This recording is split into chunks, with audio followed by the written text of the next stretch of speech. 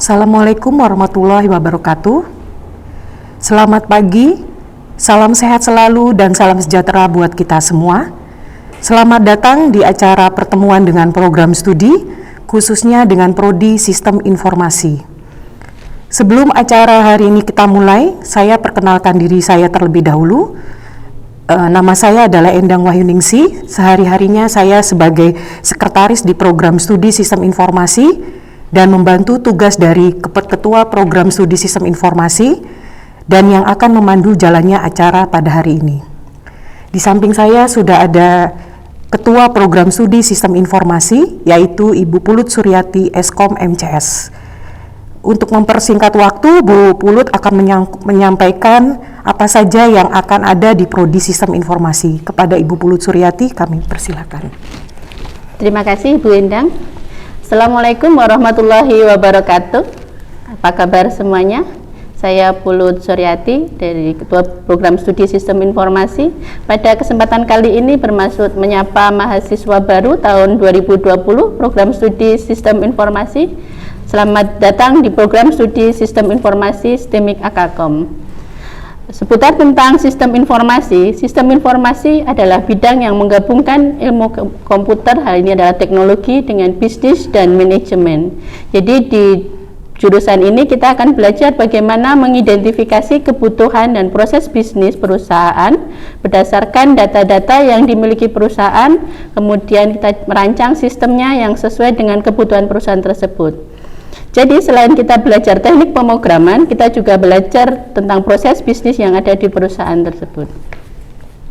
Program studi sistem informasi terakreditasi B oleh BAN PT dengan SK nomor 663, SK BAN PT akreditasi S Romawi 3 2018, dan nanti lulusan akan bergelar sebagai sarjana komputer. Terkait dengan visi program studi, yaitu tentang kompetensi lulusan. Kompetensi lulusan ini nanti akan mempunyai kemampuan untuk menerapkan sistem informasi di bidang data engineering untuk business intelligence. Apa itu business intelligence? Business intelligence adalah mengacu pada istilah pada sistem, aplikasi, dan teknologi yang digunakan untuk mengumpulkan data dari berbagai sumber, kemudian diolah, ditampilkan dalam bentuk informasi yang biasanya berupa summary yang mudah dibaca, komprehensif, dan akurat, yang digunakan untuk mengukur dan menganalisis juga memonitor operasional dalam sebuah instansi atau perusahaan. Hal ini nanti bertujuan untuk membantu untuk pengambilan keputusan dari manajemen sehingga keputusan yang diambil lebih efisien. Berikut ada tentang gambaran tentang alur tentang business intelligence. Jadi di situ data adalah kunci dari business intelligence. Saat ini data merupakan sebuah informasi yang penting. Data ini bisa dari berbagai macam sumber, bisa dari data transaksi, dari CRM, SQL, atau bahkan Excel. Jadi data-data yang bersifat operasional ini nanti kemudian dihimpun, dikumpulkan, dikelola. Ini oleh maksudnya data engineering bisa memvalidasi data, terus dibersihkan, data cleaning, lalu bisa disajikan dalam beberapa sesuai dengan kebutuhannya. Selanjutnya, karena data-data transaksi ini sifatnya transaksional, bisa jadi datanya akan berjumlah yang banyak, sehingga butuh pengarsipan yang bagus. Kita bisa simpan di sini untuk pengarsipan, untuk pengelolaan data historis dari sebuah organisasi. Ini bisa berupa data dari penjualan, data gaji, atau informasi dalam operasi sehari-hari. Data-data ini nanti bisa disajikan dalam sebagai pendukung keputusan. Tadi ini data pengarsipan, kita akan belajar tentang data warehouse, sehingga nanti dari proses business intelligence ini data-data bisa divisualisasikan, bisa jadi dengan data mining, dengan reportase, lalu bisa juga kita akan belajar untuk dashboardnya seperti apa, lalu juga bisa sebagai alerт. Jadi bagaimana informasi-informasi itu bisa menjadi efektif sebagai pengambil keputusan. Berlanjut untuk profil lulusan. Jadi nanti kalau setelah lulus dari program studi sistem informasi ini nanti bisa jadi apa saja toh gitu ya. Jadi yang pertama dari tadi data engineering untuk proses olah datanya tadi ke ETL. Jadi ini bisa memiliki kemampuan untuk pengambilan, pemrosesan dan penyimpanan data yang efisien. Bisa juga sebagai bisnis analis, karena tadi kita juga akan belajar tentang manajemen dan organisasi, lalu juga proses bisnisnya seperti apa ini. Jadi kalau kita masuk ke bisnis analis, kita belajar untuk mengidentifikasi kebutuhan perubahan bisnis, bagaimana dampak dari bisnis dari perusahaan tersebut, menangkap, menganalisis dan mendokumentasikan, kemudian juga menyampaikan. Jadi kita juga akan belajar tentang komunikasi ya, belajar tentang komunikasi, sehingga nanti bisa sampaikan oleh pemangku kepentingan dengan baik. Lalu juga kita sebagai information system auditor ya, jadi kita juga akan belajar tentang audit sistem informasi, bagaimana tentang software quality assurance, sehingga kita mempunyai kemampuan untuk mengumpulkan atau mengevaluasi sebuah sistem ya, sehingga data sistem bisa terjaga sebagai aset untuk menjaga integritas dari. Lalu juga sebagai IT konsultan, ini adalah kita bisa mempunyai kemampuan untuk memberi rekomendasi sebagai solusi IT, bagaimana pemanfaatannya IT, teknologi informasi ini yang saat ini memang di era masa saat ini semua serba IT gitu ya, untuk pengelolaan aset dan sumber daya untuk tujuan bisnis. Jadi ini tadi sebagai IT konsultan. Yang kelima, kita juga bisa sebagai data administrator. Jadi data tadi kembali lagi ke database administrator ini adalah untuk yang mempunyai kemampuan untuk memelihara lingkungan basis data. Bagaimana semua kegiatan terkait bagaimana menjaga keamanan data dan integritas data, termasuk dalam perencanaan kapasitas. Jadi kalau data tadi sifat jadi banyak, tadi masuk ke data warehouse, data mining. Tadi data-data di sini adalah kemampuan data administrator, konfigurasi desainnya seperti apa, lalu bagaimana pemantauan kinerjanya, keamanannya, serta pemecahan masalah untuk pencadangan atau backup pemulihan datanya. Yang keenam yaitu sebagai application development. Tadi di awal juga sudah kita sampaikan bahwa kita akan belajar juga teknik pemrograman, bagaimana kita mendesain, mengembangkan, menyebarkan sebuah sistem, membuat sistem informasi bisa berbasis web, bisa berbasis mobile, sehingga bisa membantu melaksanakan tugas. Jadi beberapa sekarang sudah terkomputerized, ini butuh development.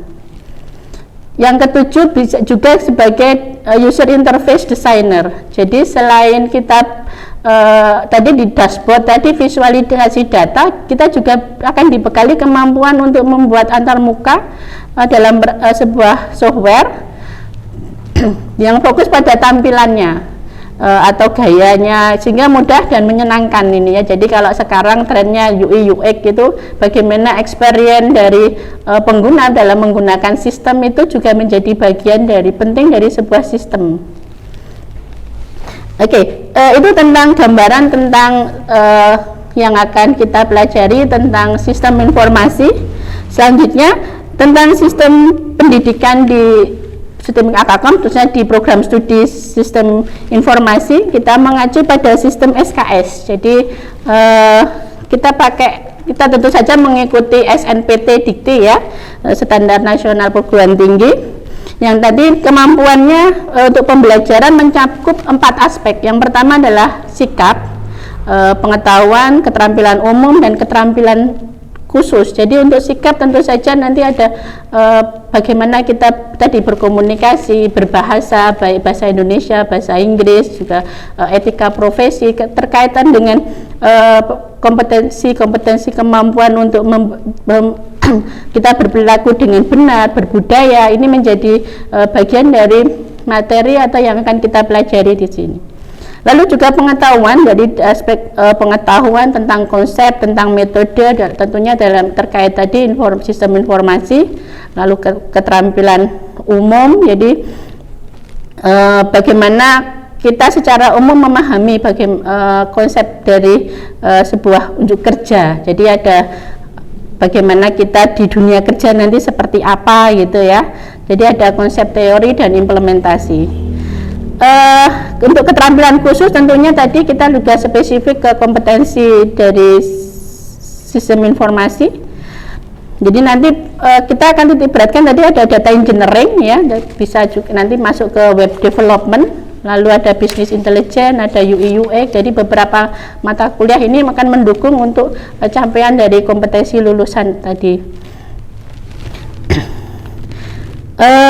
Untuk tadi menyambut ke kurikulum, jadi masuk ke kurikulum. Jadi kurikulum kita sekarang masuk ke kurikulum 2019. Jadi untuk mahasiswa itu harus menyelesaikan 144 SKS ya. Jadi ini terbagi dalam 134 SKS mata kuliah wajib dan mata kuliah pilihan sebanyak 10 SKS. Tadi apa itu tadi beberapa sistem kredit semester atau SKS. Jadi nanti kita akan menyelenggarakan pendidikan ini, pembelajaran ini menggunakan tadi ya istilahnya SKS gitu ya. Nanti diambil dalam setiap semester gitu ya. Ini nanti kalau kita ngomongkan semester ada 16 minggu untuk perkuliahannya, lalu termasuk dengan penilaian. Semester nanti akan terbagi dengan 3, yaitu semester ganjil. Ini awal semester ini berarti kita akan masuk ke semester ganjil. Untuk mahasiswa baru berarti ini semester 1. Nanti di bulan Januari Februari itu kita masuk di semester genap. Lalu ya untuk perbaikan kita juga akan menawarkan di semester antara. Ini harapannya nanti mungkin ada beberapa untuk pengulangan mata kuliah yang belum tuntas, ini bisa nanti masuk di semester antara. Jadi yang dimaksud SKS adalah satuan takaran kegiatan belajar yang diperoleh dalam satu semester melalui kegiatan terjadwal per minggu. Jadi nanti hitungannya mingguan. Jadi selain tadi jadwal kuliah, ada juga jadwal kegiatan terstruktur dan mandiri. Jadi tidak hanya yang disampaikan, tapi juga mahasiswa juga harus belajar secara mandiri gitu ya. Lalu untuk perkuliahannya bagaimana? Pertama kita mulai dengan pendaftaran rencana studi atau kita sebut sebagai KRS. Jadi awal pasti kita akan lakukan registrasi tiap semesternya. Jadi nanti akan terjadwal kapan registrasinya itu ya. Lalu mahasiswa lakukan pembimbingan akademik. Jadi masing-masing mahasiswa ini nanti akan ada satu DPA, dosen pembimbing akademik, di mana dengan beliau para pembimbing akademik bisa berkonsultasi mahasiswa. Mahasiswa silahkan jika ada kesulitan atau apa bisa menghubungi dosen akademik. Kami juga sudah ada, nanti silakan gabung dengan WA grup dosen wali masing-masing ya. Jadi di situ harapannya bisa dipantau oleh proses pembelajaran selama studi di STEMIC Akakom ini bisa terpantau oleh dosen wali. Jadi tiap semester mesti harus atau menghubungi dosen wali gitu ya. Tapi di luar jam setiap semester silakan aja, jika ada yang dikomunikasikan atau dikonsultasikan dengan dosen wali silakan segera bisa menghubungi dosen wali. Oke, selanjutnya setelah itu adalah kita lakukan KRS online atau istilahnya kita pendaftaran untuk rencana studi. Jadi satu semester ini kita mau ngambil mata kuliah apa saja, itu ada nanti di sesi berikutnya ada tentang disampaikan tentang syakat gitu ya. Jadi nanti KRS kita masuk ke syakat.akakom.ac.id. Jadi tiap-tiap mahasiswa akan diberi akses ke syakat. Sistem informasi akademik dapat mengakses mata kuliah KRS itu ya, kartu rencana studi. Nanti jadwal kuliah juga di situ. Dosen juga bisa menyampaikan materi pembelajaran di situ, lalu nilai juga. Terus ada KHS, kartu hasil studi, nanti bisa dilihat IPS-nya itu berapa, indeks prestasi semester, jadi nilai hasil studinya. Lalu juga ada transkrip nilai, nanti setelah sekian semester sudah berapa SKS yang kita tempuh, lalu IPK-nya berapa gitu ya. Jadi itu adalah prestasi mahasiswa, indeks prestasi mahasiswa. Lalu nanti ini kita mengacu pada beban SKS berdasarkan sistem paket ya. Kita sudah kelompokkan ini paket semester 1, paket 2 sebenarnya paket plus tadi ya, mungkin ada beberapa yang bisa memaksimalkan sampai 24 SKS itu tadi. Oke, untuk struktur kurikulum itu nanti kalian juga bisa unduh di web di SI-AKKOM-ID ya. Di sana beberapa panduan, beberapa terkait kurikulum, terkait panduan proses pembelajaran selama di STEMIK AKKOM, maka bisa diakses di sana di SI-AKKOM-ID. Nanti silakan bisa coba buka ya untuk pertama mungkin kurikulumnya. Nanti kita mau belajar apa saja, mata kuliahnya apa saja ada di situ ya. Oke, untuk tadi pelaksanaan pembelajaran ya. Tadi selain pakai perwalian ada bimbingan juga ada perkuliahan. Untuk perkuliahan untuk saat ini karena masih masa pandemi kita masih secara daring gitu ya, nanti sampai ke saat mungkin November 23 ya Bu Endang ya. Kita akan ya mengupayakan dengan protokol kesehatan tentunya mungkin bisa bertemu secara langsung, tapi untuk saat ini mungkin kalaupun ketemu harus via online ya dengan beberapa media secara daring. Jadi di STEMIK AKKOM jadi selain di Siaga juga kita memiliki LMS, Learning Management System, kita sebut ELA. Nanti silakan bisa gabung di e-learning.akkom-id. Jadi di situ nanti untuk sesi-sesi perkuliahan, materi pembelajaran bisa menggunakan media tersebut. Untuk mata kuliahnya kita ada beberapa model. Yang pertama itu kita sebut sebagai teori gitu ya, maksudnya di kelas nanti itu ada ujian tengah semester, ujian UAS gitu ya, lalu ada praktikum gitu ya. Sebenarnya kalau praktikum masih di lab gitu ya, tapi saat ini mungkin karena ya nanti kita menyesuaikan ya, jadi praktikum nanti ini tetap ada modul tiap minggunya seperti apa, jadi ada laporan, terus nanti di akhir pertemuan ada responsi ujiannya ya kita. Lalu yang ketiga ada praktik atau proyek, ini kodenya K. Jadi kalau yang teori tadi kodenya T, praktikum itu kode mata kuliahnya P.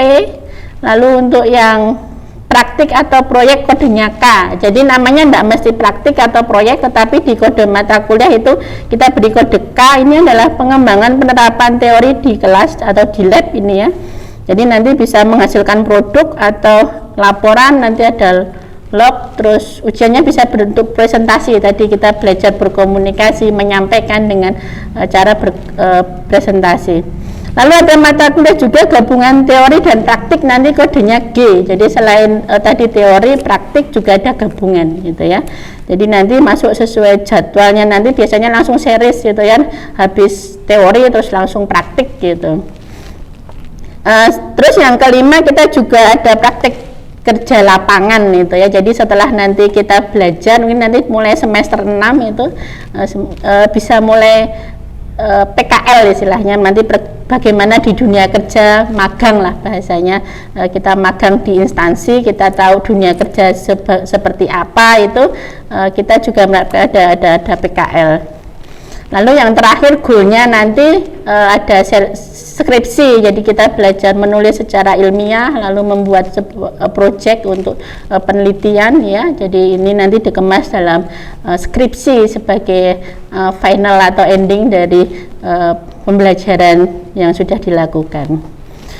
Untuk penilaian hasil belajar, jadi tadi untuk teori tadi mestinya ada tugas, kuis, diskusi lapangan, itu bisa sampai 20-30% ya, itu lumayan banyak itu ya, porsinya bisa sampai 30% untuk tugas gitu ya. Lalu UTS, ujian tengah semester, itu bisa 30-40%, UAS itu 40-50%. Jadi ini untuk teori. Nanti kalau praktikum tadi ada kegiatan praktikum, biasanya ada seperti pretest, posttest itu termasuk, atau saat praktikumnya itu ada penilaian, jadi sekitar di ring 30-50%. Lalu laporan, jadi setiap yang dikerjakan mestinya juga bisa membuat laporan, jadi kemampuan menulis, melaporkan apa yang sudah dikerjakan, ini menjadi latihan mahasiswa untuk bisa mendokumentasikan kegiatan yang dikerjakan. Jadi harapannya bisa portofolionya saya sudah pernah buat A, B, C gitu ya. Jadi dengan laporan ini tentunya kita punya histori tadi kan kita belajar. Ini bagian dari menghimpun data. Lalu yang terakhir ada responsi tadi ujian praktikum. Berikutnya untuk yang praktik atau proyek tadi, satu pastinya kegiatan di praktek itu juga ada porsi penilaian bisa sampai 50% juga.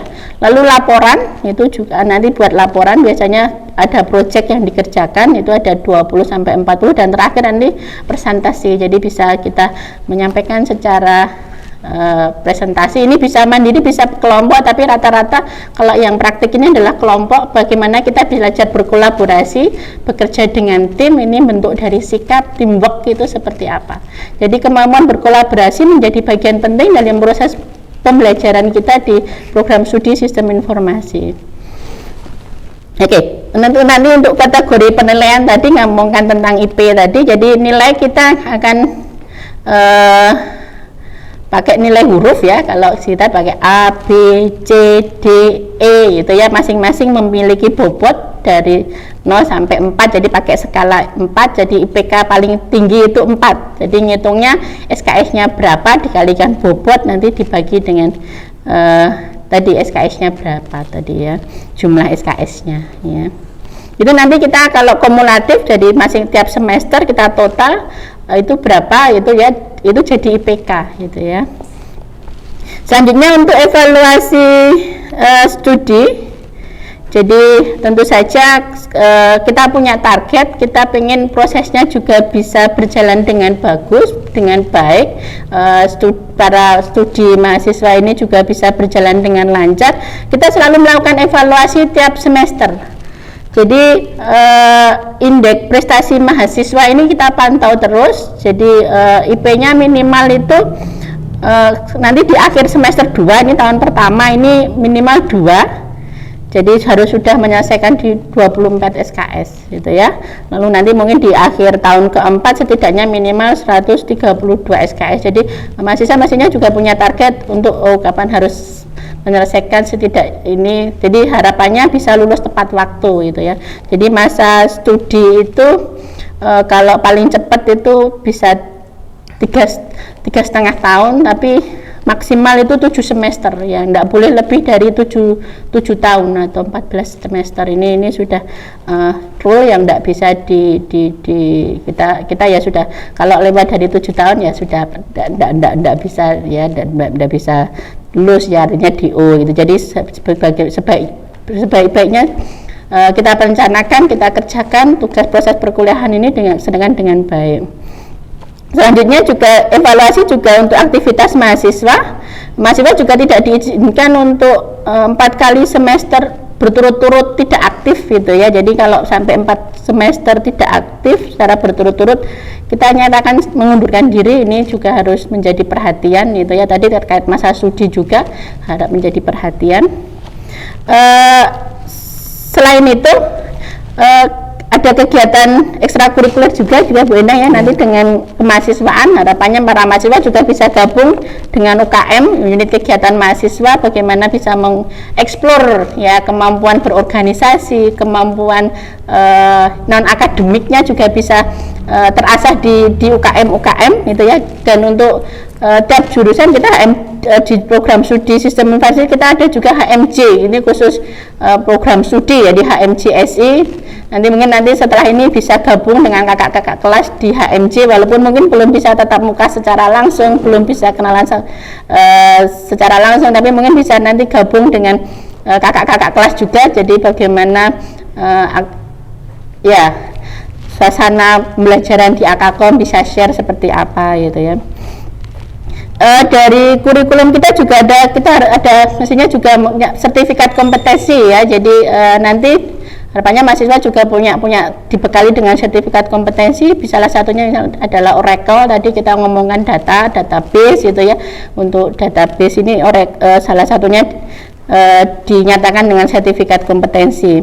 Lalu kemampuan berbahasa, tadi bahasa Inggris TOEFL menjadi bagian dari pembelajaran kita. Jadi nanti lulus juga harus TOEFL Lalu nanti terakhir setelah semua proses ini dikerjakan, mahasiswa bisa melakukan yudisium, ini penentuan kelulusan mahasiswa. Lalu terakhir masih harapan kita bisa gabung lulus wisuda itu ya, sebagai upacara kelulusan mahasiswa nanti. Harapannya mulai saat ini kita ya setelah selesai kita bisa bersama gitu ya, mungkin jadi salah satu bagian di prosesi wisuda untuk pengukuhan gelar sarjana komputer kalian gitu ya. Itu Bu Endang, saya kembalikan mungkin. Oke. Jadi program studi sistem informasi. Ya, baik. Terima kasih kepada Ibu Pulut Suryati yang sudah menyampaikan apa itu program studi sistem informasi, visi misi, proses belajar mengajar.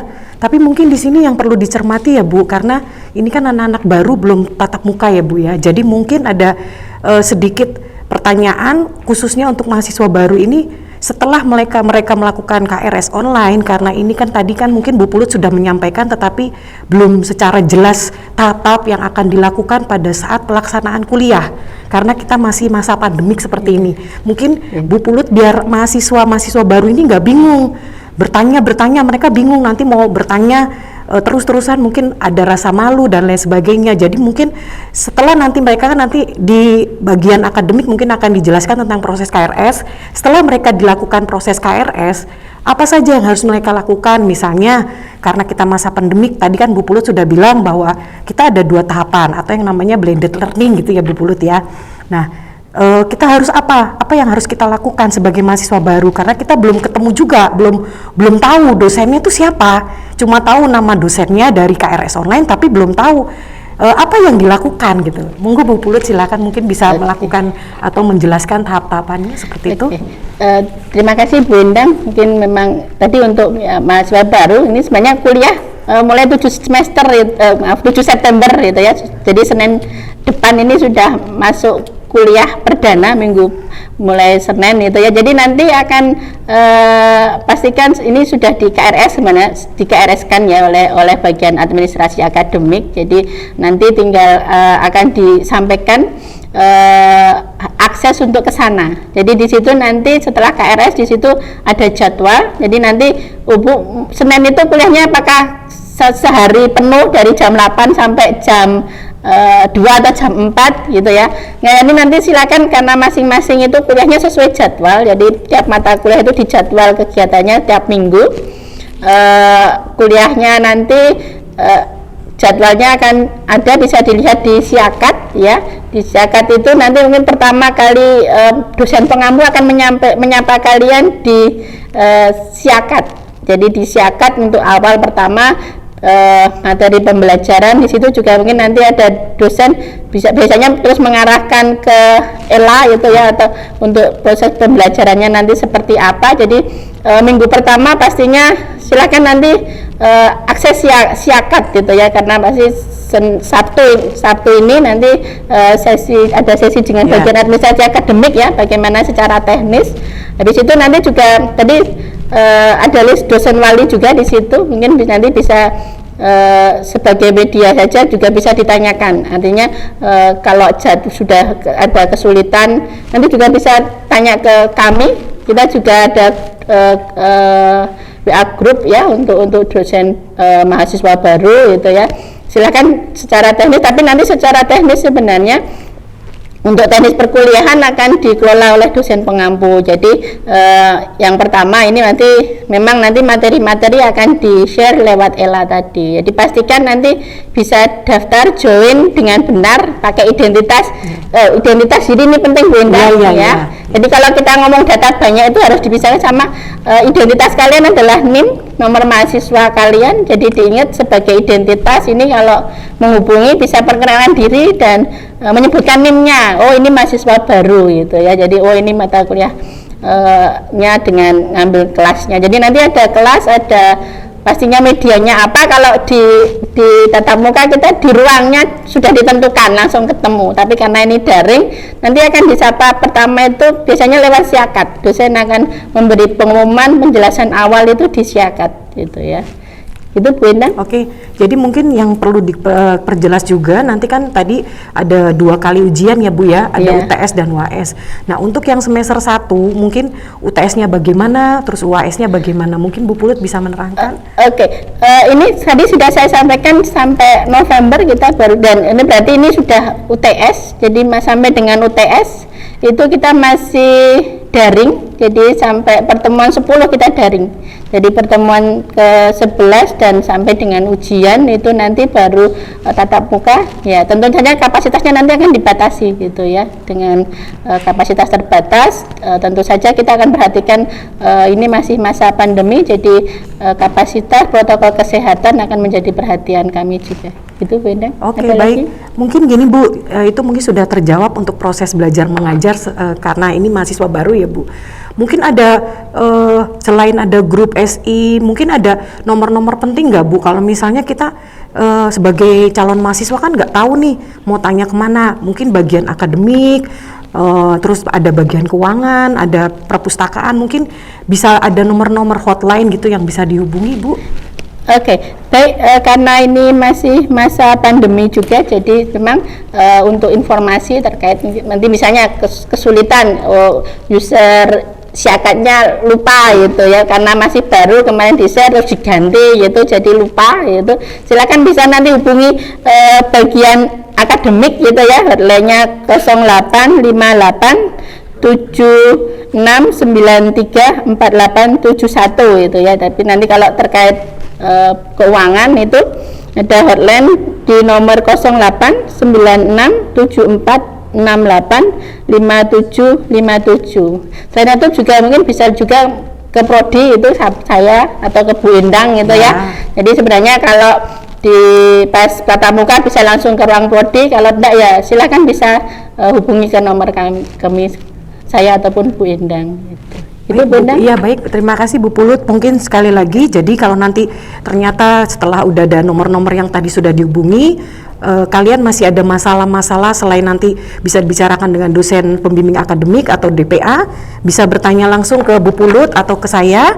Kalau kalian sudah ada di Jogja bisa langsung ke ruangan prodi, tapi kalau tidak mungkin nanti ada nomor-nomor yang kalian bisa hubungi baik ke saya maupun Bu Pulut. Baik, mungkin itu saja Bu Pulut yang bisa kita sampaikan.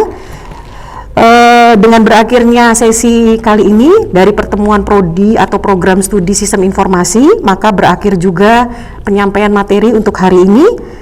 Kami ucapkan atau saya sebagai MC yang ada di sini menyampaikan terima kasih kepada Ibu Pulut, dan saya juga sudah memandu acara kali ini.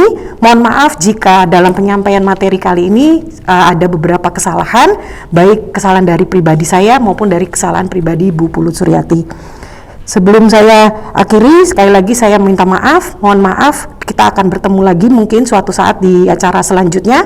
Terima kasih. Assalamualaikum warahmatullahi wabarakatuh.